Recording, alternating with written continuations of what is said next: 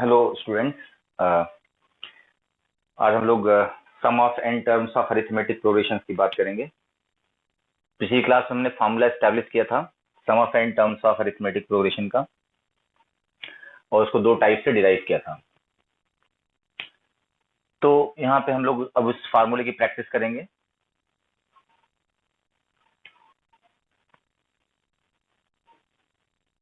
N terms of arithmetic progression.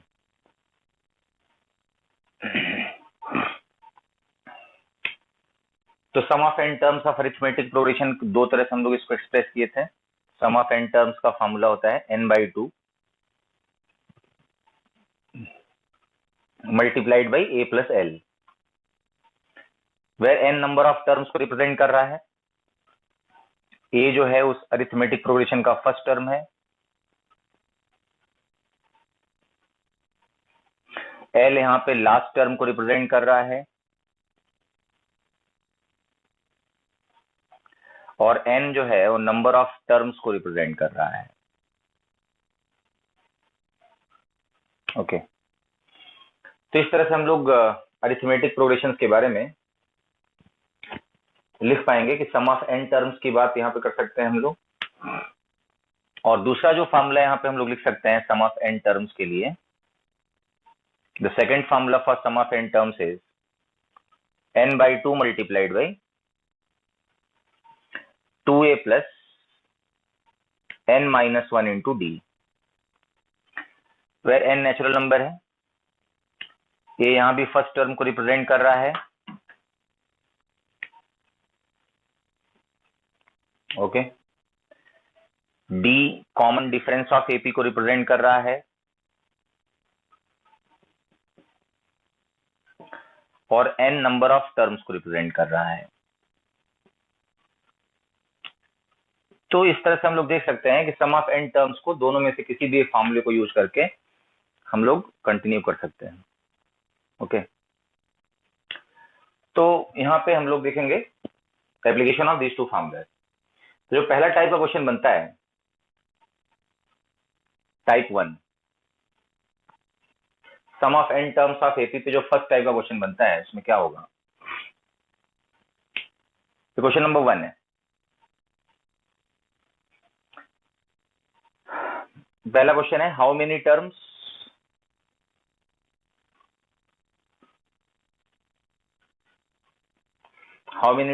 Of the series. इसमें बोल रहा है कितने टर्म सीरीज के लिए जाएं, और यहाँ पे सीरीज गिवन है 10 plus 12 plus 14 plus 16 up to nth term tn suppose. तो बोल रहा है सीरीज के कितने टर्म्स लिए जाएं, how many terms of series should be taken.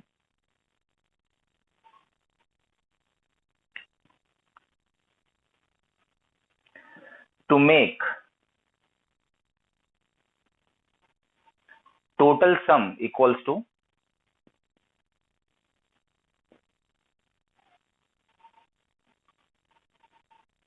equals to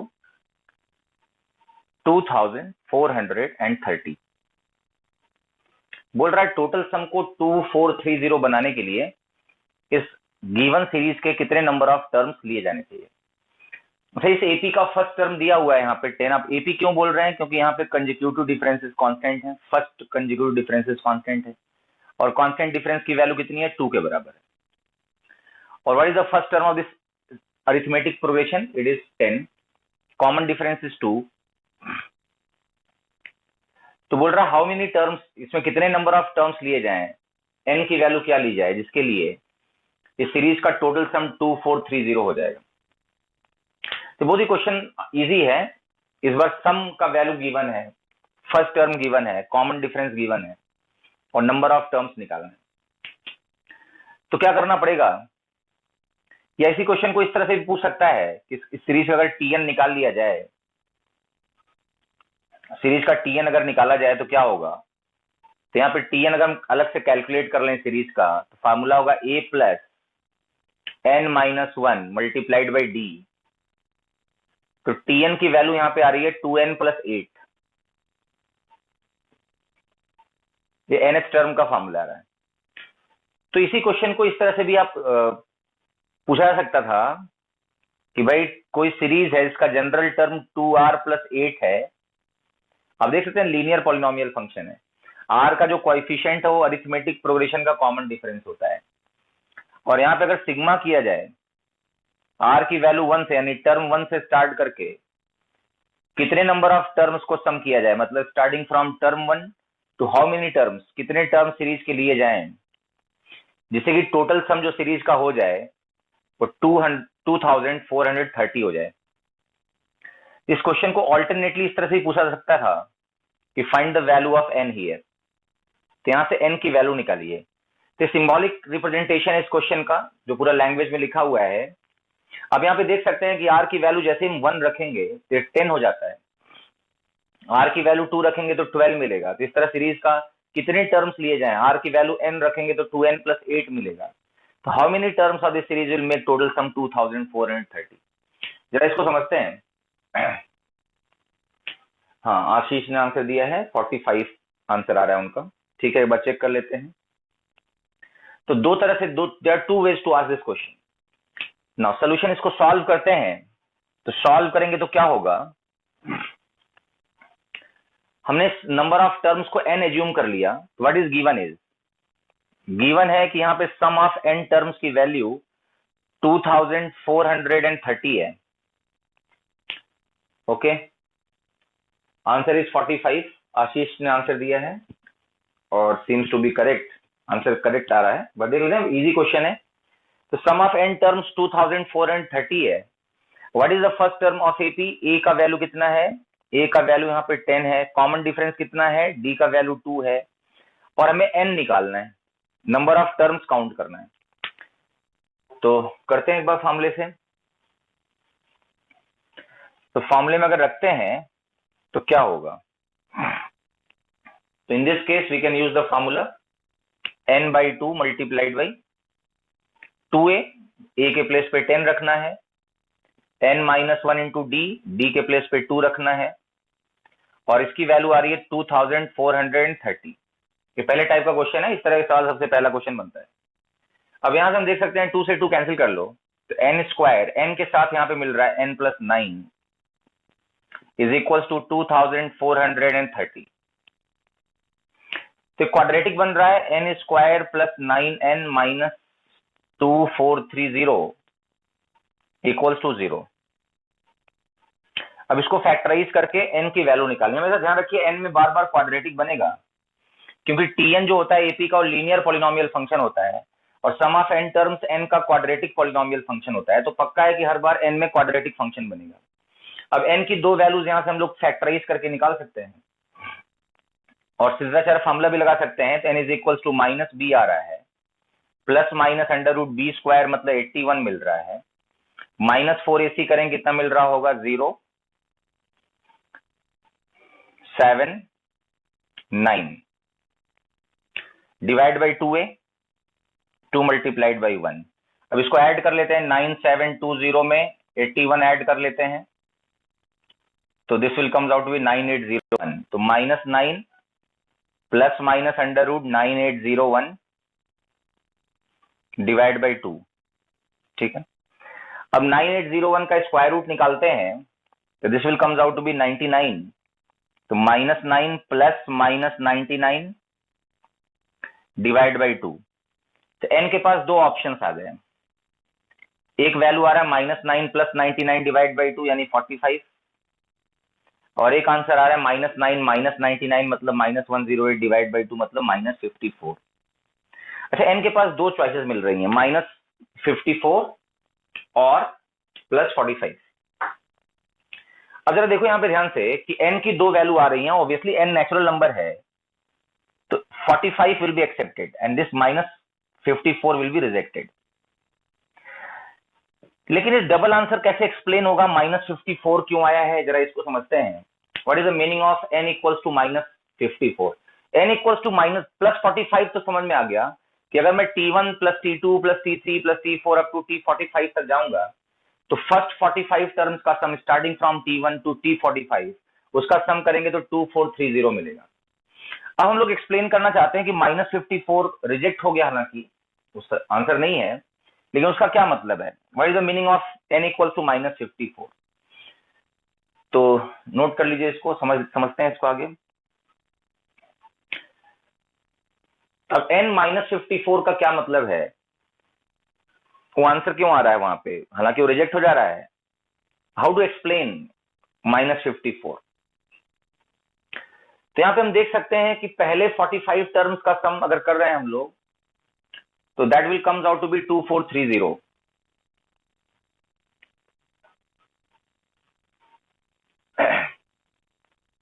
अब जरा समझिए, यहां पे बोल रहा है कि फर्स्ट 45 टर्म्स का सम करने पर 2430 आ रहा है, और जो फर्स्ट 45 टर्म्स होंगे, what is the 45th terms of the series, तो 45th टर्म अगर निकालेंगे, this will become 10 plus 45 minus 1 multiplied by D, तो 98 मिलेगा। तो 45th टर्म की वैल्यू 98 मिल रही है। इसका मतलब ये हुआ कि इसको अगर लास्ट टर्म 98 ले लें, तो टोटल सम का वैल्यू 2430 आ जाएगा। तो n इक्वल्स टू 45 का एक्सप्लेनेशन तो ये हो गया। अब n इक्वल्स टू -54 का मतलब क्या है, कई बार n नेगेटिव आ जाता है, नेगेटिव इंटीजर आता है -54, इसको कैसे एक्सप्लेन करोगे, हालांकि आंसर का हिस्सा नहीं है। तो एक्सप्लेन करने के लिए, हाँ, कुलदीपक धर द्विवेदी बोल रहे हैं कि हमेशा 2 वैल्यू देगा, ये एक्सप्लेनेशन नहीं है। वो तो हमें पता ही है कि 2 वैल्यू देगा, लेकिन एक्सप्लेनेशन नहीं है कि 2 वैल्यू तो देगा, ये तो कंफर्म है। हर बार हो सकता है फ्रैक्शनल वैल्यू भी दे दे, हर बार पॉजिटिव इंटीजर देगा ऐसा जरूरी नहीं है। लेकिन -54 कैसे एक्सप्लेन होता है, जरा इसको समझते हैं। तो आप देखिए जरा ध्यान से कि आखिरी वाला टर्म यानी फर्स्ट 45 टर्म्स यहाँ पे लिखे गए हैं, इसके जस्ट पहले 96 रहा होगा। तो अगर मैं सीरीज -54 के लिए सीरीज को अगर बैकवर्ड लिखता हूं, मतलब उल्टा लिखता हूं, यानी पहले वाले टर्म को 98 लिखता हूं, दूसरे वाले टर्म को 96 लिखता हूं, तीसरे वाले टर्म को 94 लिखता हूं, और इस तरह से 14 प्लस 12 प्लस 10 लिखता हूं, तो यहां पे हमने 45 टर्म्स लिखे। सीरीज को रिवर्स ऑर्डर में लिख दें, तो ये 45 टर्म्स का सम निकालने पर 2430 मिलेगा, कंफर्म है। लेकिन अब अगर सीरीज को बैकवर्ड 54 टर्म्स तक लिखें, 54 टर्म्स तक, ध्यान रखिए, उल्टा अगर सीरीज को 54 टर्म्स तक लिखें तब भी उसका सम 2430 मिलेगा। जैसे यहां पे ना 45 टर्म लिख दिए हैं। विशाल यादव बोल रहे हैं नंबर ऑफ टर्म्स की वैल्यू नेगेटिव नहीं हो सकती, बिल्कुल सही बात है। Number of terms natural number है, कभी नेगेटिव नहीं हो सकता, लेकिन इसका कोई ना कोई सिग्निफिकेंस होगा। इस बात को समझने की कोशिश कर रहे हैं कि -54 जब आ जाता है तो इसका क्या मतलब होता है। तो जब भी हम लोग सीक्वेंस के सारे टर्म्स को रिवर्स ऑर्डर में लिख देते हैं, रिवर्स ऑर्डर में, और उल्टा यहां से लेके उल्टा 54 टर्म काउंट करते हैं, तो ये 45 टर्म हो गया शुरू के, ये 45 टर्म्स हो गया। 45 टर्म्स का सम तो 2450 है, लेकिन अब बचे कितने टर्म्स बताइए, 9 टर्म्स और बचे हैं, मतलब 54 टर्म बनाने के उल्टा अगर हम 54 टर्म्स बनाए तो 9 टर्म्स और बचे हैं। उन 9 टर्म्स का अगर हम सम करेंगे तो 0 आ जाना चाहिए। अब 9 टर्म्स कौन से बचे हुए हैं, आशीष बोल रहे हैं सर अगर नेगेटिव में गए तो उनका सम, अब जरा देखो रिवर्स ऑर्डर में अगर हम 54 टर्म्स लिखें तो यहां से 9 टर्म्स और इसमें आगे जाना पड़ेगा। तो 10 के बाद आगे मूव करें तो क्या मिलेगा बताइए, रिमेनिंग 9 टर्म्स क्या होंगे, 8 आएगा, फिर क्या आएगा, 6 आएगा, फिर क्या आएगा, 4 आएगा, फिर क्या मिलेगा, 0 2 मिलेगा, फिर क्या मिलेगा, 0 मिलेगा, फिर क्या मिलेगा, -2 मिलेगा, फिर -4 मिलेगा, -6 मिलेगा, और -8 मिलेगा। यानी ये जो -54 टर्म्स हैं, तो अगर सीरीज को जो है 10 से लेकर 98 तक 45 टर्म का सम 2430 आया है, n इक्वल्स टू -54 का मतलब कि उल्टा अगर हम सीरीज को सम कर दें 54 टर्म्स तक, assuming 98 as first term, 96 as second term, and reverse count करते हुए 54 टर्म लिखें, तब भी टोटल सम की वैल्यू 2430 ही मिलेगी, क्योंकि ये जो 45 टर्म्स यहां तक लिखे गए हैं उसके बाद अगर हम लोग 9 टर्म्स एक्स्ट्रा लिखते हैं उसी कॉमन डिफरेंस को फॉलो करते हुए घटते हुए लिखते हैं, तो आप देखें 8 6 4 2 0 -2 -4 -6 -8 तो कैंसिल हो जाएंगे। अगर जोड़ेंगे तो सारे सारे टर्म्स कैंसिल हो जाएंगे और n इक्वल्स टू -54 इस तरह से एक्सप्लेन हो सकता है। तो कई बार नेगेटिव इंटीजर्स आंसर आते हैं, हालांकि 2 आंसर हमेशा आएंगे, लेकिन नेगेटिव इंटीजर आने पर क्या मतलब होता है कि जो फर्स्ट 45 टर्म्स का सम 2430 है, तो अगर सीरीज को उल्टा ऐड करके देखें, मतलब 45th टर्म को फर्स्ट टर्म मान लें और 44th टर्म को सेकेंड टर्म मान लें और इस तरह से 54 टर्म्स बनाए रिवर्स ऑर्डर में, तो सीक्वेंस को रिवर्स ऑर्डर में लिखें और रिवर्स ऑर्डर में लिखें and take 54 terms, then again the total sum will be equals to 2450 because जो आखिरी के 9 टर्म्स होंगे उनका टोटल सम कितना आ जाएगा, 0 आ जाएगा। Okay, after adding last 9 terms the total sum will become 0। तो रिवर्स ऑर्डर जैसे ही हम लोग नेगेटिव इंटीजर आंसर प्राप्त करते हैं, ध्यान रखिए, तो वहां पे उसका एक्सप्लेनेशन ये होगा कि शुरुआत की जो 45 टर्म्स है सीरीज को जस्ट उल्टा लिख दीजिए और उसमें 54 टर्म्स ले लीजिए, तो आखिरी के जो 9 टर्म्स होंगे उनका नेट सम 0 होने की वजह से -54 का एक्सप्लेनेशन ये होगा। हालांकि -54 आंसर नहीं है, लेकिन कई बार -54 आ जाता है, -7 आ जाता है, तो उसको कैसे एक्सप्लेन करोगे? तो शुरुआत के 45 टर्म लिखे हैं उसको उल्टा करके लिख दो और उल्टा करके 54 टर्म लिख दो, तो उनका भी सम कितना होगा, 2430। आई होप आपको समझ में आया होगा कि n की वैल्यू -54 आने पर कैसे एक्सप्लेन करते हैं। ओके, नोट कर लीजिए।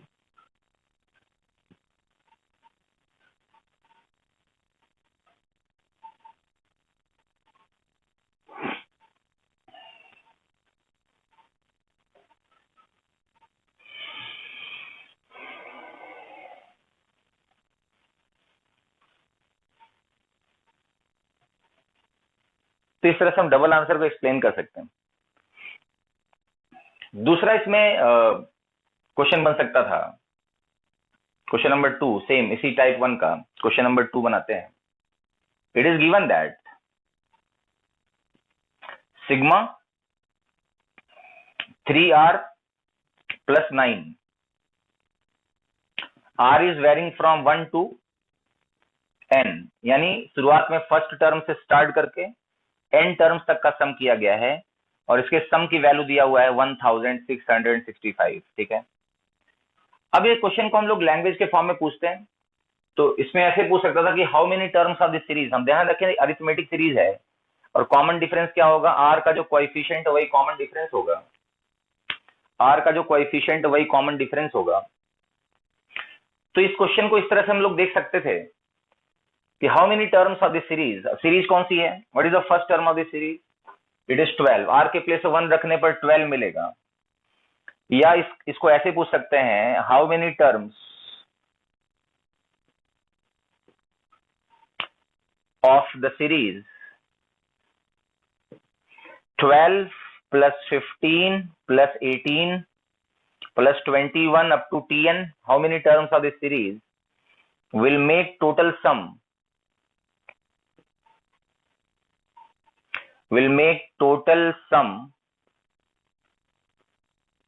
equals to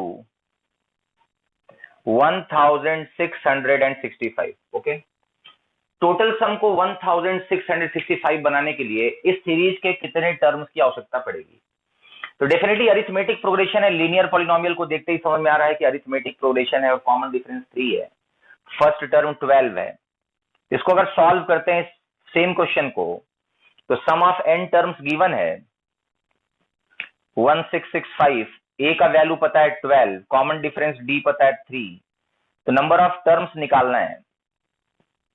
तो फॉर्मूला यूज करते हैं 1665 Sn is equal to n/2 multiplied by 2a 2 into 12 plus n minus 1 multiplied by d. What is d in this case? It is 3.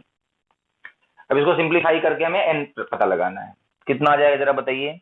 n multiplied by यहाँ पे 24 आ रहा है, 3n minus 3 यानी 3n + 21 मिल रहा है और यहाँ पे 2 मल्टीप्लाइड बाई 1665 हो जाएगा। अब 3 से डिवाइड कर देते हैं तो यहाँ पे मिल रहा है 2 multiplied by, this is 5, 5 and 5, 3 से डिवाइड कर दिया, और इधर मिल रहा है n+7। तो क्वाड्रेटिक क्या बन रहा है, n² + 7n minus 1110 equals to 0। n² + 7n minus 1110 equals to 0। Now इसको सॉल्व करने के लिए फिर से n में क्वाड्रेटिक बन गया, इसके रूट्स निकालना पड़ेगा, और रूट्स क्या आ जाएंगे बताइए, -b plus minus √b² that is 49, -4ac करेंगे तो प्लस हो जाएगा 4440 डिवाइड बाई 2 मल्टीप्लाइड बाई 1, सम करें तो -7 प्लस माइनस √ इज 9, और यहाँ मिल रहा है 3, और कितना जाएगा, दिस इज 9, और यहाँ पे 8 आ रहा है, 4440 49 ऐड कर लेते हैं, 9844, तो 4489 डिवाइड बाई 2, और 4489 का स्क्वायर रूट निकालना पड़ेगा। तो आशीष का आंसर आया है, आंसर 30 है। कुलदीपक का भी आंसर आया है 30, गुड, वेरी गुड। अब यहाँ पे हम लोग देख सकते हैं कि 4489 का स्क्वायर रूट निकाल लेते हैं, तो 4489 का स्क्वायर रूट 67 होगा। अरे स्क्वायर रूट हमें आई होप सब लोग निकालना आता होगा, स्क्वायर रूट निकाल सकते हैं, ओके। डिवाइड बाई 2, तो n के पास दो ऑप्शन आ रहा है, one option is 30, other option is minus, कितना आएगा, -74/2 यानी -37, तो -37। अब सेम एक्सप्लेनेशन है कि n की वैल्यू 30 एक्सेप्ट होगी और ये रिजेक्ट हो जाएगा, लेकिन -37 को हम एक्सप्लेन जरूर कर सकते हैं। अगर सीरीज को हम लोग बैकवर्ड का मतलब फर्स्ट 30 टर्म्स का सम तो डेफिनेटली 1665 होगा, लेकिन अगर सीरीज को उल्टा ऐड करें, मतलब लास्ट वाले 30th टर्म को हम लोग फर्स्ट टर्म मान लें और सीक्वेंस को रिवर्स काउंट करें, तो उल्टा अगर हम 37 टर्म्स लें तो उनका सम भी कितना होगा, 1665 होगा। तो इसका आंसर होगा n इज इक्वल टू 30। तो कैसे एक्सप्लेन करते हैं नेगेटिव आंसर को, हमने बता रखा है, कोई टेंशन नहीं है। मतलब मेन क्वाड्रेटिक बनेगा, इसको सॉल्व करना है, स्क्वायर रूट निकालना पड़ेगा।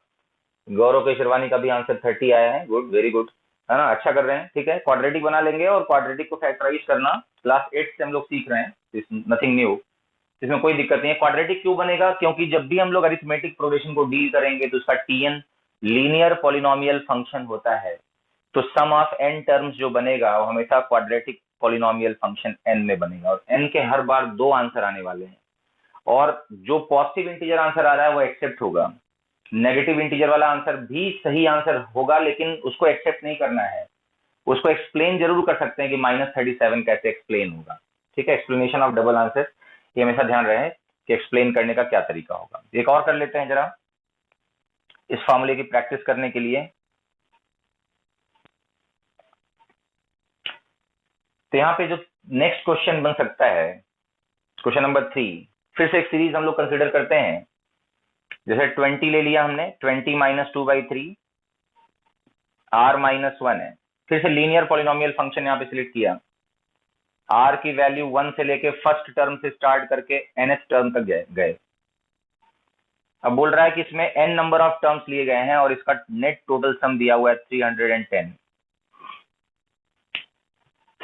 अब क्वेश्चन है कि find the value of n की वैल्यू पता करें। या इसी क्वेश्चन को ऐसे पूछ सकता था कि how many terms of the series,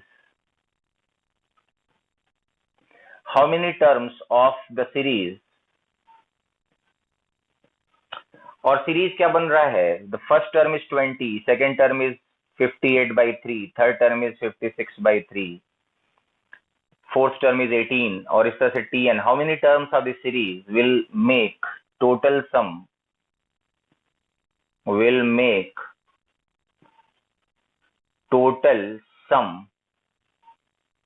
equals to 310, okay. तो 310 के लिए कितने, सूर्यांश सिंह का भी आंसर पिछले क्वेश्चन का 30 आया है, गुड, वेरी गुड। अच्छा, अब यहाँ पे आप देखो कि इस सीरीज में कितने टर्म्स हमें रिक्वायर्ड हैं जिसके लिए टोटल सम की वैल्यू 310 हो जाएगी।